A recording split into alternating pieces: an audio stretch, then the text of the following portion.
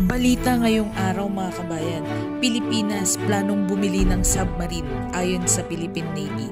Plano umano ng gobyerno ng Pilipinas na bumili ng kauna-unahang submarine. Ayon yan kay Philippine Navy spokesperson for West Philippine Sea Commander Roy Trinidad. Inaprubahan na ni Pangulong Bongbong Marcos ang ikatlong bahagi ng modernisasyong program ng Sandatahang Lakas ng Pilipinas. Nakapaloob aniya sa nasabing phase ang pagbili ng kauna-unahang submarine ng bansa. Ayon kay Trinidad, magagamit aniya ang submarine para proteksyonan ang soberenya ng Pilipinas, partikular na ang mga teritoryo ng West Philippine Sea na inaakit. Sa kabilang balita naman mga kababayan, Pangulong Bongbong Marcos nananatiling kalmado sa kabila ng mga atake sa kanya ng dating Pangulong Rodrigo Duterte. Sa katunayan, nakabalik na ng Pilipinas ang Pangulo galing sa kanyang state visit sa Vietnam. Panoorin ang video na to mga kababayan para updated ka sa mga nangyayari sa ating bansa.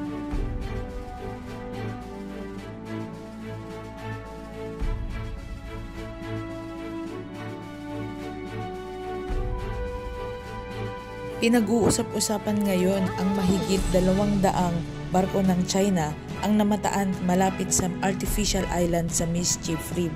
Ayon yan sa Philippine Coast Guard. Pero ang Pilipinas nanatiling matatag dahil siniguro po ng Philippine Navy na walang dapat ikaalarma ang Pilipinas dahil sapat ang nagpapatrolyang maritime asset ng Pilipinas sa West Philippine Sea. At lalo pang lalakas ito mga kabayan dahil nga po may plano ang Pangulong Bongbong Marcos na bumili ng kauna-unahang submarine dito sa bansa. Samantala, Pangulong Bongbong Marcos marami na namang baong pag-asa mula sa bansang Vietnam. Ilan sa mga napag-usapan ng dalawang leader ay ang pagpapalakas ng strategic partnership ng dalawang bansa. Na-discuss din ng dalawang leader ang pagpapaigting ng defense, maritime, trade and investment, economic, tourist and culture. Hindi rin nawala sa kanilang usapan ang food security dahil ang Pilipinas ang number 2 importer ng bigas galing Vietnam. At syempre mga infrastruktura na gagawin dito sa loob ng ating bansa. Panoorin po natin ang buong detalye sa Vietnam visit ng ating Pangulong Bongbong Marcos. I am pleased to inform you and the Filipino people of the outcomes of the state visit to the Socialist Republic of Vietnam.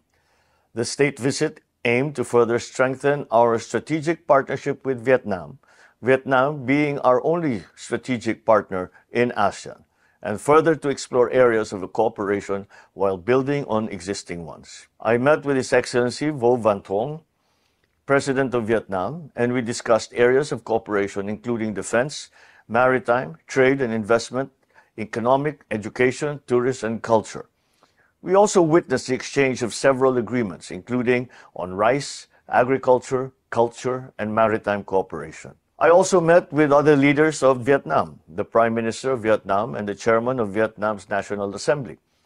We discussed the strengthening of bilateral relations through people-to-people exchanges, parliamentary cooperation, and many other areas of collaboration. On trade and investment, we have successfully safeguarded the interests of Filipino businesses operating in Vietnam by providing them with a platform to voice their experiences, plans, and challenges at the very highest level.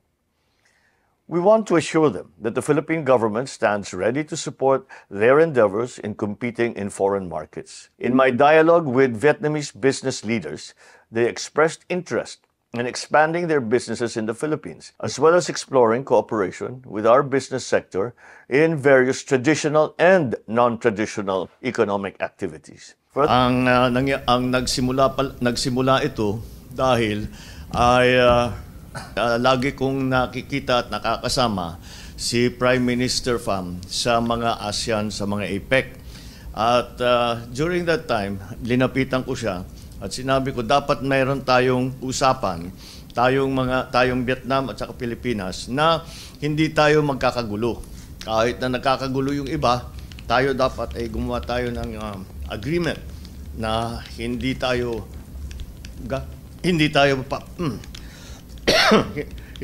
papasok diyan sa gulo na yan.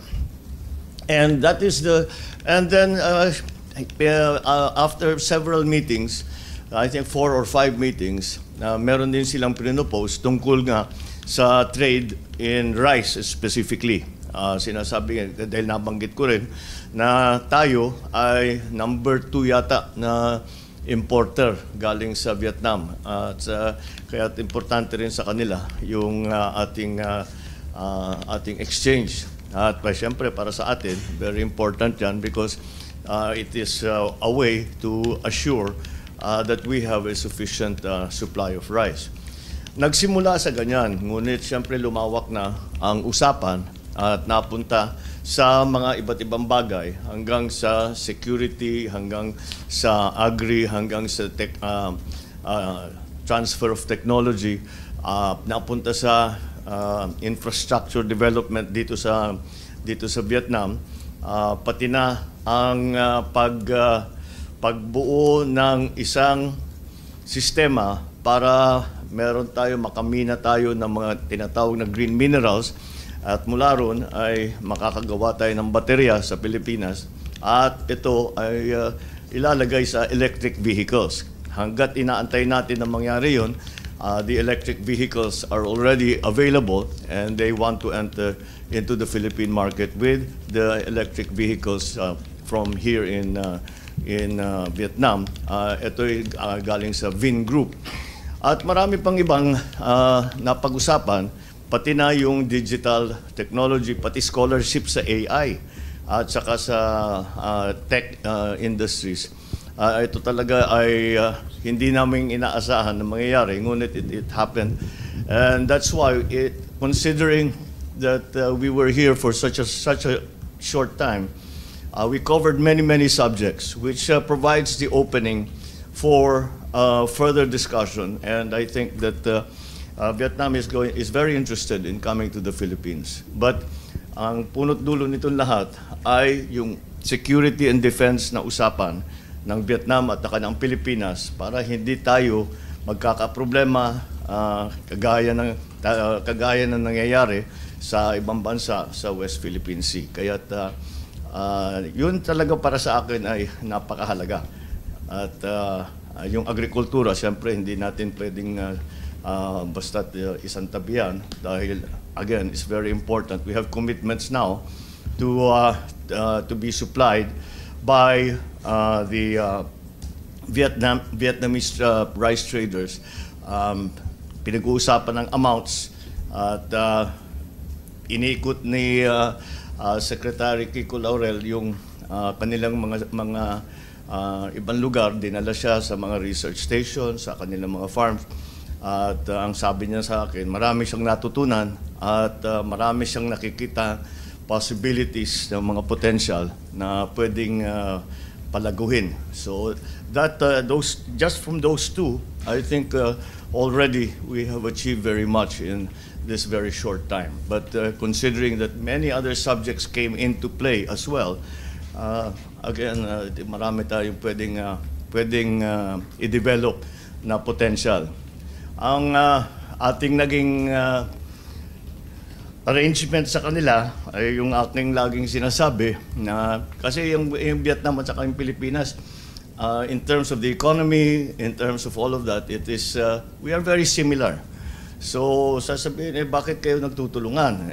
Dahil ang sinusundan natin is let us compete, but let us also cooperate every possible chance that we have.